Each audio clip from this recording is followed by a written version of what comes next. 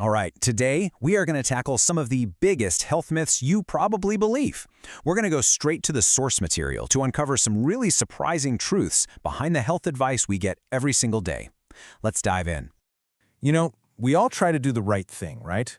We follow the health rules. Eat this, don't eat that, take this pill if you have that problem.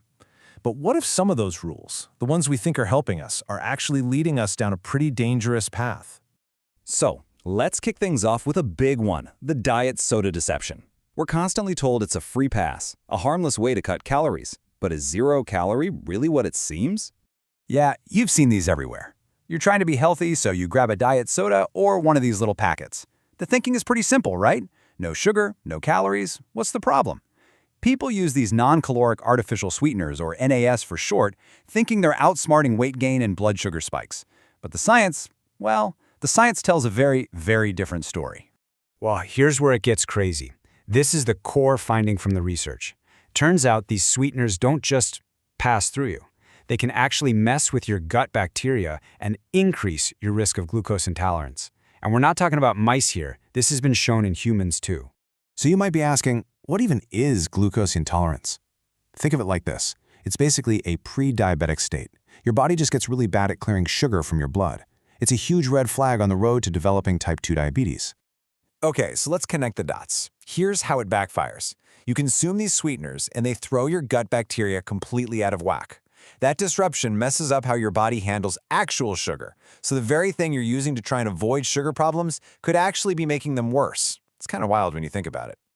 Okay, so this whole idea of unintended consequences doesn't stop with diet drinks. Let's shift gears and talk about something else many of us trust without question: common prescription medications.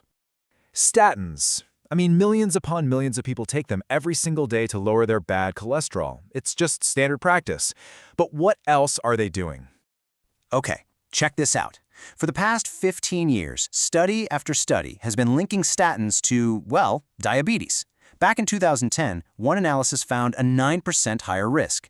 But then, a more recent one in 2018, a jaw-dropping 61% higher chance of developing diabetes. That's huge. The very drug that's supposed to be protecting your heart might be setting you up for a totally different but equally serious problem. And look, this isn't just a statin thing. It's a pattern. For like 25 years, beta blockers were the absolute go-to for high blood pressure. But now we're learning about the baggage they come with. And the potential side effects are not great.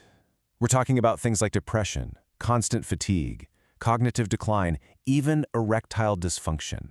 It's just a really powerful reminder that there's often a hidden cost to these simple fixes. So, if the treatments can be tricky, what about the tests themselves?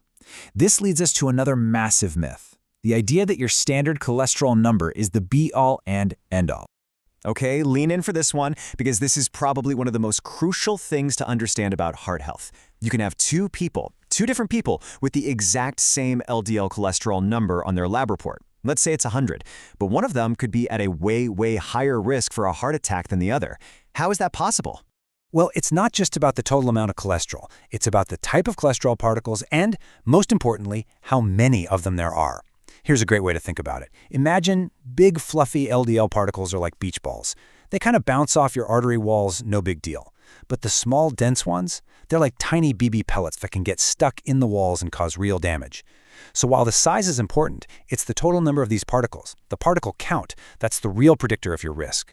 And here's the absolute kicker. You could get your test results back, see a normal or even good LDL number, and think you're totally in the clear. But you could be hiding a dangerously high number of those small, nasty particles. This is super common for people who are pre-diabetic or insulin resistant. And your standard blood test, it misses this completely. Okay, so we've talked about sweeteners, we've talked about common meds, we've even questioned the tests we rely on. So, what's the common thread here? What connects all these dots? Well, more often than not, the answer starts in one place: your gut. This diagram right here, it lays out the whole roadmap. This is the path from a not-so-great diet all the way to chronic disease. It's like a cascade of dominoes. Let's walk through it. So, check this out. It all begins with what we eat: a diet heavy in processed junk, fats, and sugar. That leads to weight gain and boom, it disrupts your gut microbiome. Sound familiar? Just like with the artificial sweeteners. From there, you can develop something called leaky gut, which is exactly what it sounds like. It lets nasty stuff into your bloodstream, which triggers inflammation all over your body. And that chronic inflammation is what drives insulin resistance, metabolic syndrome, and eventually, diabetes. All right, so since we're on the topic of diet, here's a fun little pop quiz for you. You've got watermelon and a donut. Which one's going to spike your blood sugar more?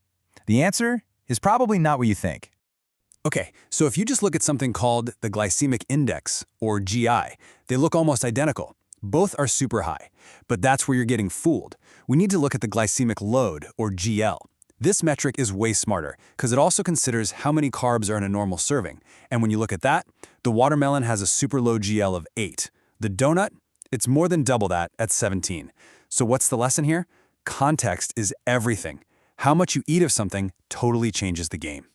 You know, there's a quote from the source material that I just absolutely love. It completely changes how you should approach your health. It says, "The goal is to be an A+ student for as long as possible." And that's so powerful, right?